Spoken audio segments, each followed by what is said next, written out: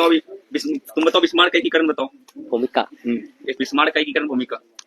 सबसे पहले पर्सा का सम्राट विलियम प्रथम ने बिस्मार्क को पर्सा का प्रधानमंत्री बनाया। बिस्मार्क एक सफल कूटनीतिज्ञ था और बिस्मार्क जर्मन डाइट में पर्सा का प्रतिनिधि था। बिस्मार्क जानता था कि जर्मनी के एकीकरण बिना युद्ध लड़े हो नहीं सकता, इसलिए रक्त एवं लौह की नीति अपनाई और अपने देश में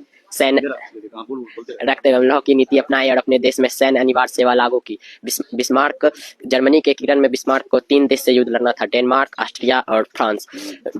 जर्मनी के 2 प्रांत सेल्सविग और हॉलस्टीन डेनमार्क के अधीन था, इसलिए वह ऑस्ट्रिया के साथ संधि कर डेनमार्क से युद्ध किया और इसमें डेनमार्क की बुरी तरह पराजय हुई। सेल्सविग पर्सा के अधीन हो गया और हॉलस्टीन ऑस्ट्रिया के अधीन हो गया। गेस्टिन के संधि के तहत डेनमार्क जर्मनी से बाहर हो गया और 1866 ईस्वी में पर्सा और ऑस्ट्रिया के बीच सेडोवा का युद्ध होता है, जिसके तहत फ्रांस और पर्सा मिलकर ऑस्ट्रिया को बुरी तरह पराजित करते हैं और पर्सा अब इतना शक्तिशाली राष्ट्र बन गया था कि वह फ्रांस से युद्ध लड़ने में सक्षम था। इसलिए 1870 ईस्वी में उसने फ्रांस और पर्सा के बीच सेडान का युद्ध किया, जिस कारण फ्रांस की बुरी तरह पराजय हुई और 1871 ईस्वी में फ्रैंकफर्ट की संधि हुई, जिसके कारण जर्मनी का एकीकरण पूर्ण।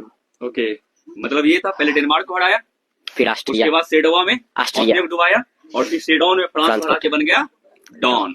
बिस्मार्क था डॉन। ओके ठीक है, बैठो।